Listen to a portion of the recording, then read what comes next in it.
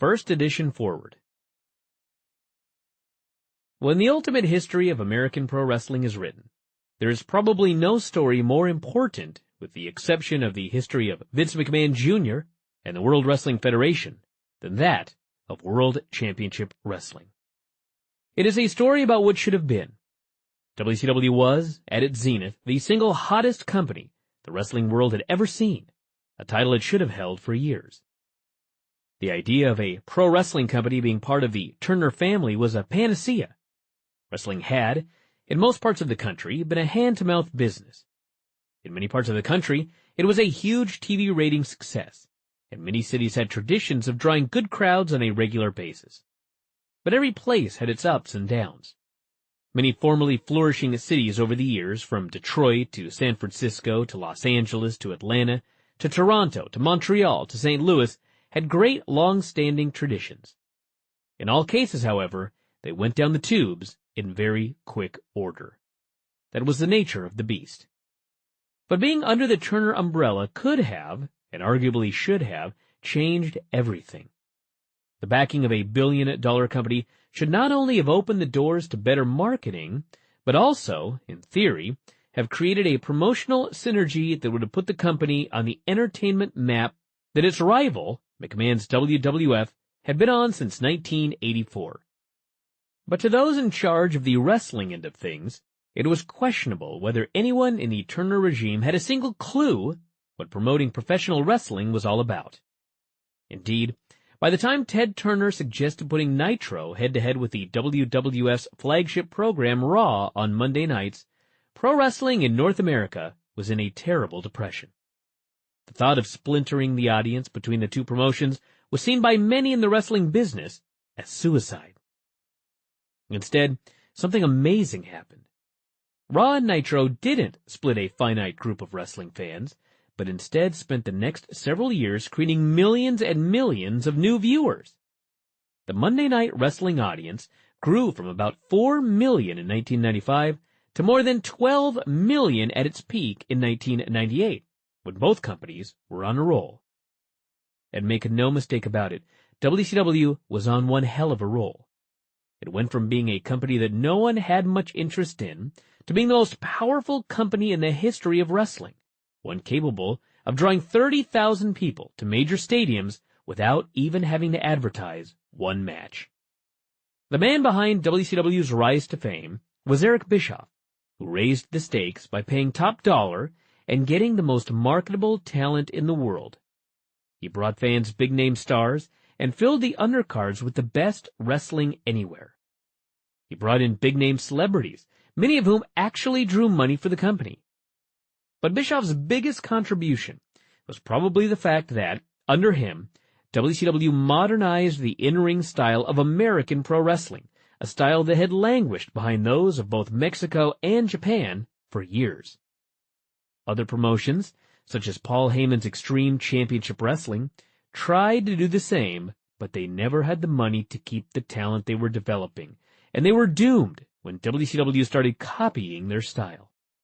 Even the mighty WWF didn't have the star power or the talent depth, and its big man style suddenly looked slow and outdated compared to the far more athletic product WCW featured at the time. The irony of Bischoff being the man who did all of this was nothing short of amazing. Prior to his rise up the ranks, Bischoff was little more than a backup announcer, hired largely because he wasn't very good and thus would never be a threat to lead announcer Jim Ross. He grew frustrated at how badly the company was run, and he somehow leapfrogged over everyone to gain control over a business of which he had limited knowledge.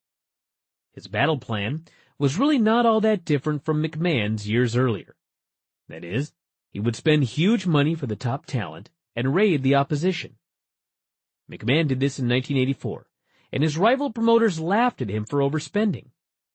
But it was McMahon who had the last laugh, as those promoters quickly went bankrupt while he became the most successful wrestling promoter who ever lived.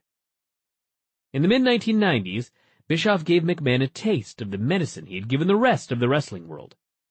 The end result should have been the same, except, in the end, Bischoff didn't understand his fan base.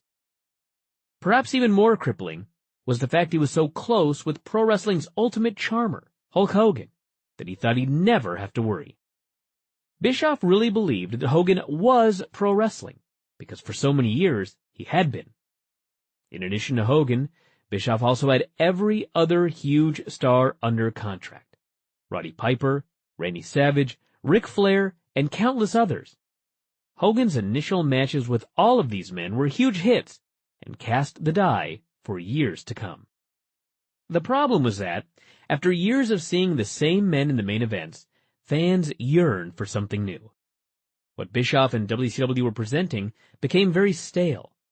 This wasn't the same as the Rolling Stones doing a tour every few years. This was the wrestling legends of the 80s attempting to dominate television shows in 1999. It wasn't only Bischoff's lack of foresight that led to the company's downfall.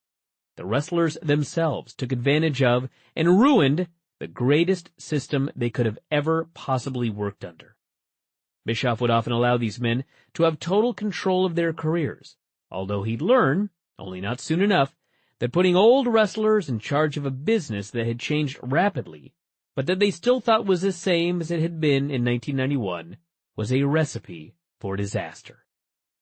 WCW had squandered its future because the hungry younger wrestlers were not allowed into the main events.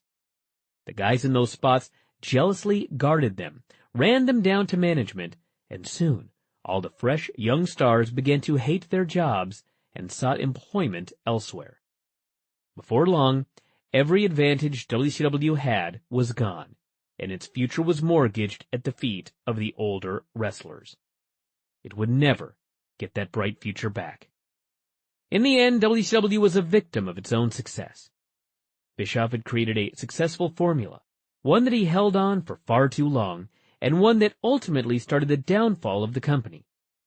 Once the snowball started to roll, those in charge had no idea how to stop it. This book explains, sometimes on a week-to-week basis, how the company was built into the most successful pro wrestling promotion in history, only to be squandered all away. It's a story of how a bright future was basically destroyed in one horrible calendar year, and why, just over 1 year after that, it was gone. Sadly, pro wrestling may never be the same for it. There are so many lessons to be learned from WCW's downfall that you would need a book to detail them all. Thankfully, the book has finally been written.